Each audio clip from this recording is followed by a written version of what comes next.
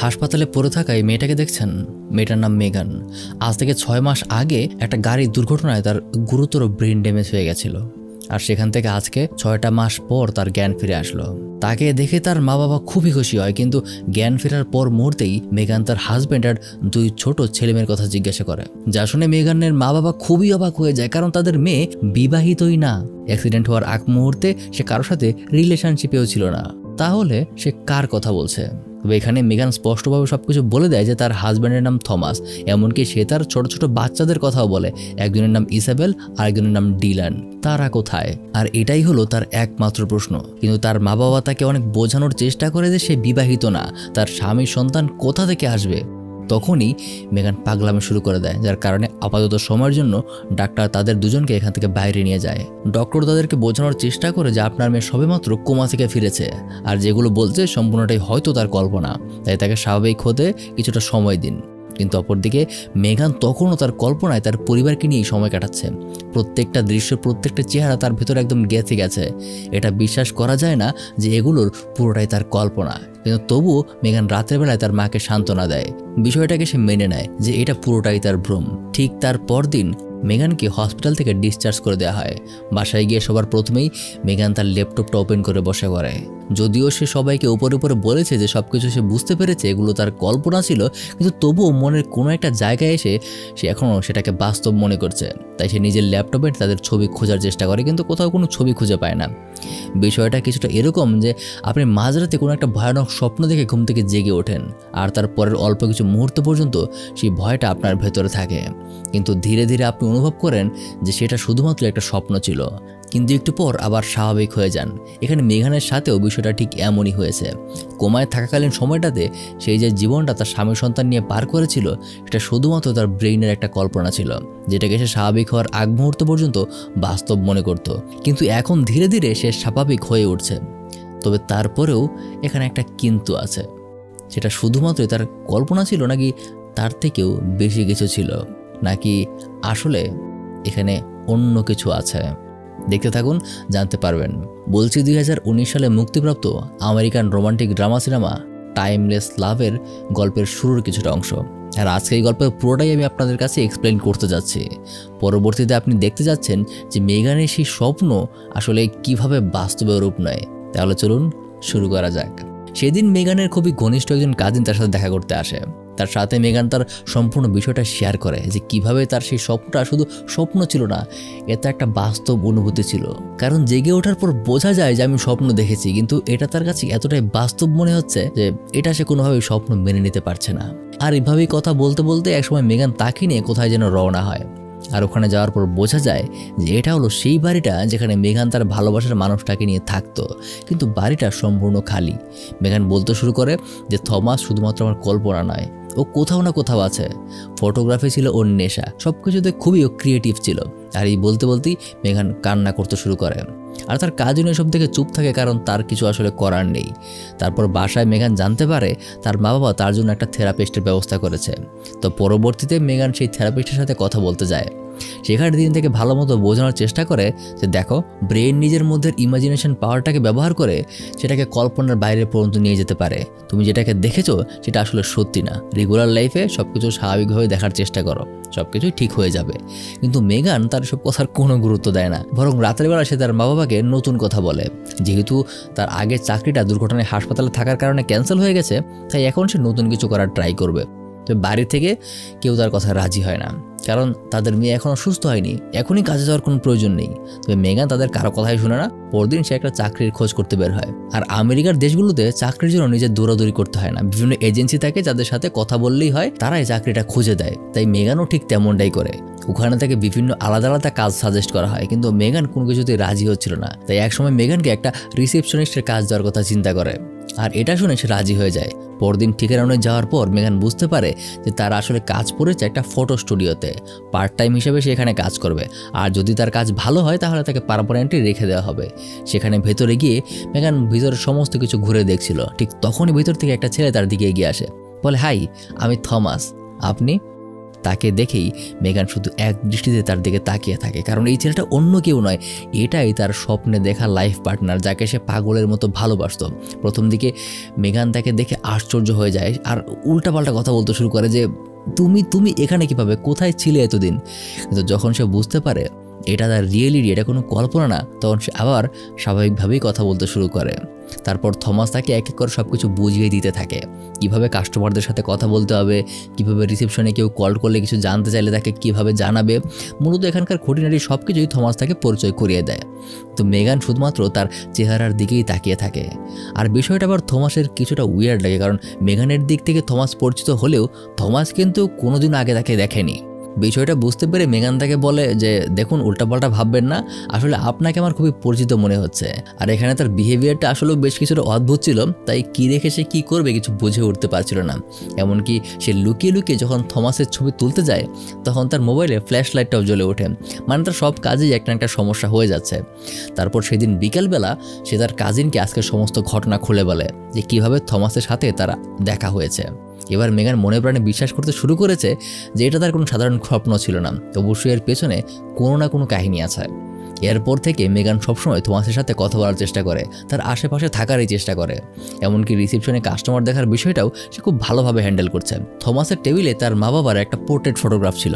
মেগান জানে যে থমাসের মা বাবা বেঁচে নেই, তাই এটা নিয়ে জিজ্ঞাসা করতেই মেগান জানতে পারে যে তার চিন্তা সম্পূর্ণ ভুল, তারা দুজনে এখনও খুব সুস্থভাবেই বেঁচে আছে। আর এর মাধ্যমেই দুজনের আরও কিছুটা কথাবার্তা হয়। এভাবেই তার দিনকাল চলতে থাকে, দুজনে নিজেদের কাজে কিছুটা ফ্রি হয়। তবে একদিন হঠাৎ একটা সুন্দরী মেয়ে এসে থমাসকে টমি বলে জিজ্ঞাসা করে যে সে ভিতরে আছে কিনা। আর তখন মেগান তার এরকম কথার ধরন থেকে জিজ্ঞাসা করে যে আপনি কি কাজে এসেছেন। তখন সে জানায় সে নাকি থমাসের গার্লফ্রেন্ড। আর এই কথা শুনেই মেগানের মাথায় আকাশ ভেঙে পড়ে। বিষয়টা মানতে না পারলেও তার এই মুহূর্তে কিছু করার নেই। যাই হোক, সেদিন কাজ শেষে দুজনে নিজেদের বাড়ির দিকে রওনা দেয়। বাসায় গিয়ে মেগান তার বাবাকে জানায় যে সে নাকি তার স্বপ্নের জীবনসঙ্গীকে পেয়ে গেছে, যা শুনে তার বাবা তেমন একটা গুরুত্ব দেয় না। তো দুজনে খুশি হয়েছে যে তাদের মেয়ে অন্তত সামনের দিনগুলোতে স্বাভাবিক থাকবে। তারপর দিন আমরা সেই স্টুডিওতে একটা বাচ্চাকে দেখি, তার মা কয়েকটা সুন্দর ছবি তোলাতে তাকে নিয়ে এসেছে, কিন্তু বাচ্চাটা ছবি তুলবে না তাই সে কান্নাকাটি করছিল। বাচ্চার মা থমাস দুজনে তাকে স্বাভাবিক করার অনেক চেষ্টা করছে, কিন্তু কোনোভাবেই কিছু হচ্ছিল না। আর এটা দেখে মেগান কয়েকটা জিনিসপত্রের ব্যবস্থা করে আর ওগুলো নিয়ে বাচ্চার সামনে একটা জাদু দেখাতে শুরু করে, যার কারণে বাচ্চাটা একসময় খুশি হয়ে ওঠে। আর মেগান তার সাথে মজা করতে শুরু করে, যার কারণে একসময় থমাস বাচ্চাটার খুব সুন্দর সুন্দর ছবি তুলতে পারে। আর এইভাবেই দিনকাল যাচ্ছিল। একদিন থমাস তার গার্লফ্রেন্ড ম্যারির সাথে দেখা করতে যায়। এখানে আপনাদের মেরির সম্পর্কে কিছু বিষয় জানতে হবে। সে বর্তমানে সাইকোলজি নিয়ে লেখাপড়া করছে আর ভবিষ্যতে এই বিষয়ের উপরই তার হায়ার এডুকেশন নিতে চায়। আর এই হায়ার স্টাডির জন্য তাকে 3 বছরের জন্য ক্যালিফোর্নিয়া যেতে হবে। আর এই বিষয় নিয়ে সে থমাসের সাথে কথা বলতে এসেছে। তার চলে যাওয়ার বিষয়টা থমাস ভেতরে ভেতরে মানতে পারে না, তবুও সে তাকে কংগ্রাচুলেশন জানায়। পরে থমাস নিজের স্টুডিওতে ফিরে আসে। আর আজকে কথায় কথায় মেগান থমাসের তোলা একটা ছবি দেখে খুব প্রশংসা করতে শুরু করে। এমনকি কথায় কথায় সে ছবিটার লোকেশনও বলে দেয়, যা শুনে থমাস অবাক হয়ে যায়, কারণ শুধুমাত্র এই ছবিটা দেখে মেগানের জানার কথা না যে ছবিটা আসলে কোথায় তোলা হয়েছে। মূলত মেগান তার কোমায় থাকাকালীন সময়টার স্মৃতিগুলো থেকে এইসব বলতে পারছে। আর এই সম্পর্কে তো থমাস নিজেও জানে না, এমনকি শুধুমাত্র আজকের ঘটনা না, 2 দিন আগে মেগান থমাসের জন্য একটা বিশেষ ফ্লেভারের ড্রিঙ্কস নিয়ে এসেছিল। সেটা খাওয়ার পর থমাস অনেক বেশি অবাক হয়েছিল, কারণ এই ড্রিঙ্কটা থমাসের অনেক ফেভারিট। আর এটা সে নিজে কখনো তাকে বলেও নি, তাহলে মেগান জানলো কিভাবে যে এটা তার প্রিয়। আর এই বিষয়গুলো থমাসের ভালো লাগতে শুরু করে। নিজের ডিউটি শেষ করে মেগান আজকেও তার কাজিনের সাথে দেখা করতে এসেছে। তার কাজিন পেশায় একজন অ্যানিমেল ডাক্তার, আর হাসপাতালে প্রায়ই মেগান তার সাথে দেখা করতে আসে। আর সারাদিন থমাসের সাথে মেগানের সময় কেমন কাটলো এগুলো শুধুমাত্র সে তার কাজিনের সাথেই শেয়ার করে। তারপর এইভাবে আরও কয়েকটা দিন পার হয়। এখন মাঝে মাঝে থমাস যখন শহরের বাইরে কোনো ক্লায়েন্টের ফটোশ্যুট করতে যায় তখনও মেগানকে সে মাঝে মাঝে নিয়ে যায়। ওখানে মেগান তার সেই কাজে অনেক সাহায্য করতে পারে। পাশাপাশি দুজন এখন বন্ধুর মতো ফ্রিও হয়ে গেছে। এমনকি একসময় থমাস তার ক্লায়েন্টের ছবি তোলার পাশাপাশি এক সুযোগে মেগানের কয়েকটা ছবি তুলে রাখে, কারণ এতদিনে মেগান থমাসের মনে কোনো না কোনো জায়গায় একটা ছোট জায়গা করে নিয়েছে। এরপর একদিন মেগান যখন তার রিসেপশনের কাজে ব্যস্ত ছিল তখন সেখানে থমাসের গার্লফ্রেন্ড মেরি থমাসের সাথে দেখা করতে আসে, কিন্তু মেগান তাকে অপেক্ষা করতে বলে। থমাস একটু বিজি আছে। তখন দুজনের মধ্যে টুকটাক বিষয় নিয়ে কথাবার্তা হয়। মেগান বুঝতে পারে যে মেরি থমাসের তুলনায় তার নিজের পড়াশোনাটা অর্থাৎ প্রফেশনটাকে বেশি গুরুত্ব দেয়। তাছাড়াও থমাসকে যখন সে বারবার টমি কথা বলছিল তখন এটাও মেগানের পছন্দ হয় না। সে বলে আপনি যে তাকে টমি বলেন কখনো কি ওকে জিজ্ঞেস করেছেন যে ওর টমির একটা পছন্দ হয় কিনা? এটা শুনে মেরি তেমন কিছুই বলতে পারে না। তারপর আরও কয়েকটা দিন পার হয়ে যায়। একদিন মেগান স্টুডিওতে এসে দেখতে পায় আজকে থমাস স্টুডিওটা খোলেনি। তাই সে যখন এজেন্সির সাথে কথা বলে সে জানতে পারে যে থমাসের মা মারা গেছে, সেই জন্য সামান্য কয়েকটা দিন স্টুডিও বন্ধ থাকবে। আর অপরদিকে দেখা যায় যে থমাস তার বাবাকে এই ঘটনায় সামলে রাখার চেষ্টা করছে। আর মনে আছে গল্পের শুরুর দিকে এক জায়গায় মেগান থমাসের মা বাবার একটা ছবি দেখে মনে করেছিল যে তারা বেঁচে নেই। সেই বিষয়টাও কিভাবে যেন সত্যের দিকে এগিয়ে যাচ্ছে। কিছুদিন পর থমাস তার স্বাভাবিক লাইফে আবার ফিরে আসে। মেগান তার রিসেন্টলি ঘটনা সম্পর্কে জিজ্ঞাসা করে, এমনকি তার মায়ের এমন বিদায়ে মেগান তার প্রতি সমবেদনা জানায়। পাশাপাশি মেগান এখানে তার মনটাকে ঠিক করার জন্য আরও এমন কিছু কথা বলে যেগুলো থমাসের বেশ ভালো লাগে। এভাবে থমাসের মনেও তার জন্য একটা জায়গা হতে থাকে। তবে একই দিনে থমাস যখন তার গার্লফ্রেন্ড মেরির সাথে দেখা করে তখন সেখানে মেরি প্রথম তার বিষয়টা নিয়ে সান্ত্বনা দিলেও পরবর্তীতে খুবই অদ্ভুত কথা বলতে শুরু করে, যে বলে কিছু কিছু জাতির জন্য নাকি মৃত্যু উদযাপনের বিষয়। তারা নাকি তাদের কফিন খুব সুন্দরভাবে সাজিয়ে ঢাকঢোল পিটিয়ে তাদের কবর দেয়। আসলে মেরি যেহেতু এসব নিয়ে পড়াশোনা করে তাই মন মানসিকতা আসলে কিছুটা ওইরকমই। একটা মানুষকে কিভাবে সান্ত্বনা দিতে হয়, কিভাবে তার সাথে সমবেদনা শেয়ার করতে হয় সেটা সে বোঝে না। তাই তার এসব কথা শুনে থমাসের কিছুটা বিরক্ত লাগে, সে এখান থেকে চলে যেতে ধরে। আর তখনই মেরি তাকে আটকায়। আর আটকাতে গিয়ে যখন তাকে টম বলে ডাকে তখন থমাস নিজেই বিষয়টা নিয়ে বলে ওঠে, বলে দয়া করে আমাকে টম ডাকবে না, আমার নাম থমাস। আর এই ব্যবহারের একটা নয় বরং বেশ কয়েকটা শক্তিশালী কারণ আছে। প্রত্যেকটা বিষয়ে প্রত্যেকটা মুহূর্তে থমাস সবসময় অনুভব করে যে সে মেরির জীবনে শুধুমাত্র অপশনের একটা বিষয়ের মতো। মেরি থমাসের তুলনায় নিজের লেখাপড়া আর অন্যান্য বিষয়ে অনেক বেশি গুরুত্ব দেয়। মূলত থমাস মেরির জীবনের কোনো গুরুত্বপূর্ণ অংশ হয়ে উঠতে পারেনি। তাই যখন থেকে এই বিষয়টা সে বুঝতে পেরেছে তখন থেকেই মেরির প্রতি সে নিজের টান কমিয়ে ফেলেছে। সেই দিন নিজেদের কাজ শেষ করে স্টুডিও বন্ধ করে মেগান আর থমাস বাড়ির দিকে রওনা হয়। তখন দুজনে টুকটাক কথাবার্তায় একসময় মেগান থমাসকে তার নিজের পছন্দের একটা জায়গায় নিয়ে যেতে চায়। প্রথমে থমাস রাজি হয় না, কারণ মেরির কারণে আজকে তার মন ভালো নেই। কিন্তু একসময় আবার থমাস নিজেই তার কথায় রাজি হয়ে যায়। তাই মেগান তাকে নিয়ে একটা বিশাল অ্যাকুরিয়াম দেখাতে যায়। প্রায় সময়টাতে মেগান এখানে এসে বসে থাকে। জায়গাটা নাকি তার খুবই পছন্দ। আর আজকে দুজনে একে অপরের সাথে নিজেদের কিছু কথা শেয়ার করার সুযোগ পায়। সেখানে থমাস তার ফ্যামিলি সম্পর্কে মেগানের সাথে অনেক কিছু শেয়ার করে। সেখানে মেগানের সকল কথাই যেন আজকে থমাসের ভালো লাগতে শুরু করেছে। এমনকি আজকে থমাস মেগানের পরিবার সম্পর্কেও জিজ্ঞাসা করে। আর টুকটাক কথায় তাদের খুব সুন্দর একটা সময় পার হয়।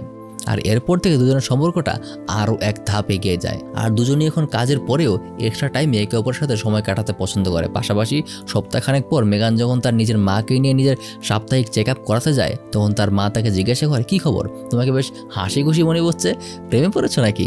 অবশ্য মেগান স্পষ্টভাবে তাকে কিছু বলে না, কিন্তু তিনি ঠিকই বুঝে যান যে তার মেয়ের নিজের বসের প্রেমে পড়েছে। এরপর থেকে মাঝে মাঝে মেগান থমাসের বাবার কথা জিজ্ঞেস করে, তিনি কেমন আছেন, ঠিক আছেন কিনা। তাছাড়াও মেগান তার কাছে জানতে পেরেছে যে তার বাবার নাকি ফ্রেঞ্চ স্যুপ খুবই পছন্দ। তাই মেগান তাকে জানায় যে আমি সেটা রান্না করতে পারি, আমাকে নিয়ে যাবে, আমি তোমার বাবার সাথে দেখা করতে চাই। আর থমাসও তার কথায় রাজি হয়ে যায়। সেদিন থমাস তাকে নিজের বাসায় নিয়ে যায় আর সে তার বাবাকে রান্না করে খাওয়ায়। বিষয়গুলো থমাসের বাবা খুবই পছন্দ করে। এমনকি সেই রাতে তারা অনেকক্ষণ সময় যাবত একসাথে আড্ডা দেয়।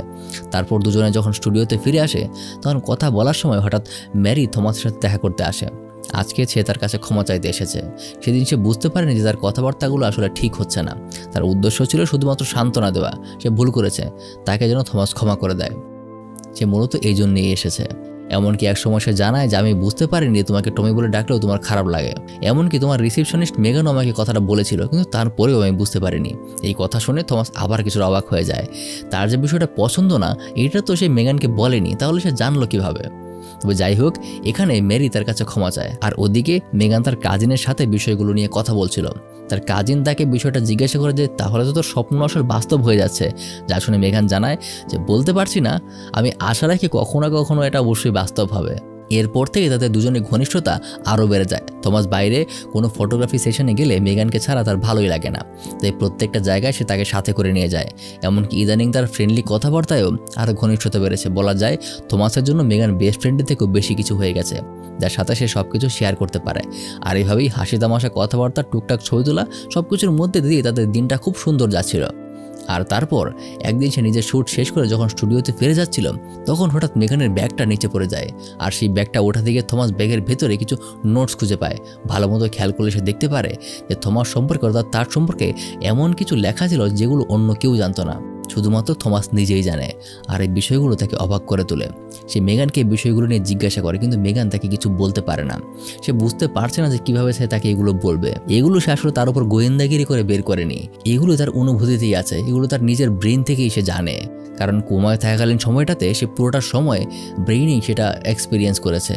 আর এইগুলো তো থমাস জানে না, কিন্তু থমাসের কথার একের পর এক প্রশ্নের উত্তর দিতে গিয়ে মেগান একসময় তাকে সকল সত্য কথা বলে দেয়। সে বলে দেয় যে কিভাবে সে 7 মাস আগে তার অ্যাক্সিডেন্ট হয়েছিল, কিভাবে কোমায় থাকাকালীন সময়টাতে সে নিজের স্বপ্নরূপে নিজের ভবিষ্যৎ দেখেছিল। তখন পর্যন্ত সে সবকিছুই স্বপ্ন মনে করত, কিন্তু পরে যখন বাস্তবে তার থমাসের সাথে দেখা হয়ে গেল তখন সে ওটাকেই নিজের লক্ষ্য বানিয়ে নিয়েছে।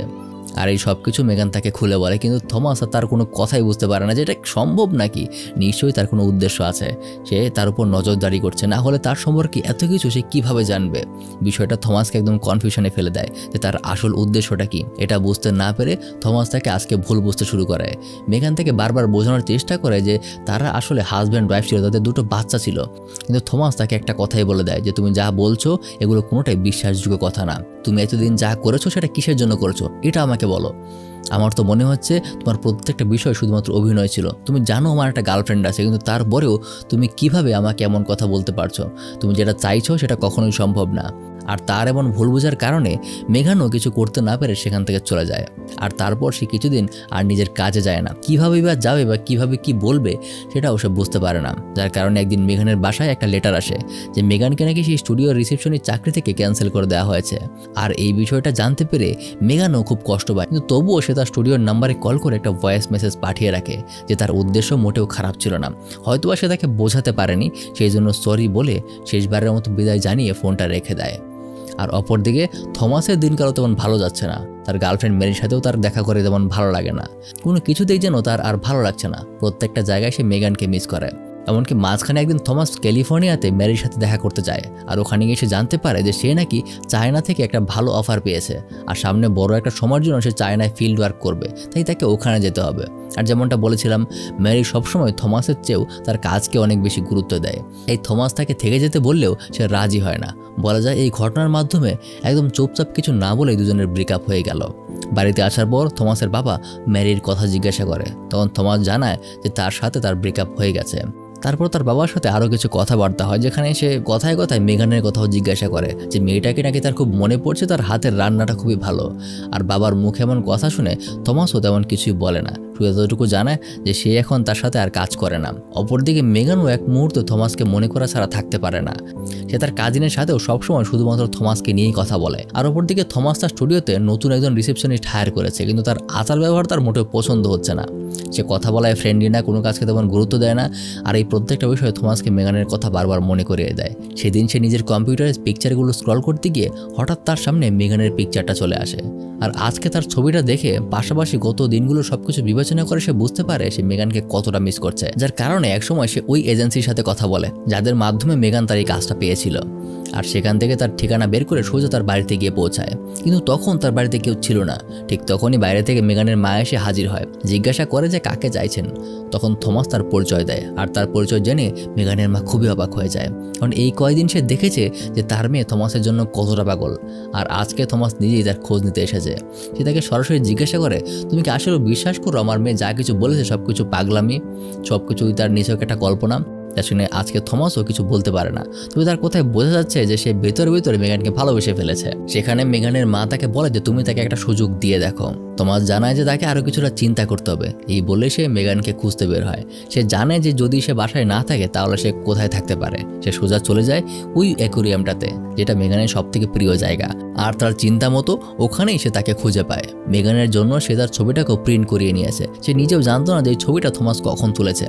কিন্তু আজকে থমাস তার কাছে সরি বলে। সে বলে, যদিও আমি এগুলোকে পাগলামি মনে করছি, কিন্তু এতগুলো দিন পর আমি বুঝতে পারছি যে এই যাবৎকাল পর্যন্ত আমার মায়ের পর আমি যদি আর কাউকে বেশি মিস করে থাকি তাহলে সেটা হলো তুমি। আমার এখন জানার দরকার নেই যে কীভাবে তুমি আমার সম্পর্কে এত, বা তুমি তোমার স্বপ্নে কি দেখেছিলে, কিন্তু আমি এতটুকু জানি যে আমার জীবনে একটা বড় জায়গা তুমি দখল করে ফেলেছো। আমি শুধু এতটুকু জানি যে মানুষটা আমার এত কেয়ার করে, যে মানুষটার সাথে আমি এত সুন্দর সময় কাটাই, যার সাথে কথা বলতে আমার এত ভালো লাগে, তাকে আমি ভুল বুঝে থাকতে পারবো না। আর এখানেই তাদের সম্পর্কটা শুরু হয়। আর থমাস এবার সরাসরি মেগানকে বিয়ে করতে চায়। মেগানও সাথে সাথে রাজি হয়ে যায়। এর মাধ্যমে তাদের নতুন সম্পর্ক শুরু হয়। তারপর কেটে যায় আরও একটা বছর। গল্পের শুরুতেই মেগান কোমা থেকে সুস্থ হয়ে তাদের যে স্বপ্নের বাড়িটা খালি অবস্থায় পড়ে থাকতে দেখেছিল, পরবর্তীতে থমাস সেটাকে নিজেদের জন্য কিনে নিয়েছে।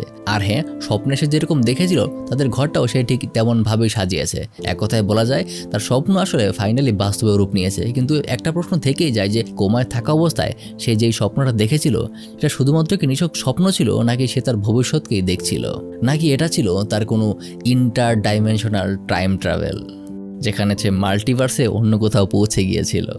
যাই হোক, সেটা আপনাদের উপরে ছেড়ে দিলাম। কেমন লাগলো গল্পটা সেটা কমেন্টে জানাতে পারেন। ভালো লাগলে অবশ্যই লাইক করবেন। পাশাপাশি স্ক্রিনে এমন একটা সুন্দর গল্প ভেসে উঠছে, হাতে সময় থাকলে এটাও দেখতে পারেন, অবশ্যই এটাও ভালো লাগবে।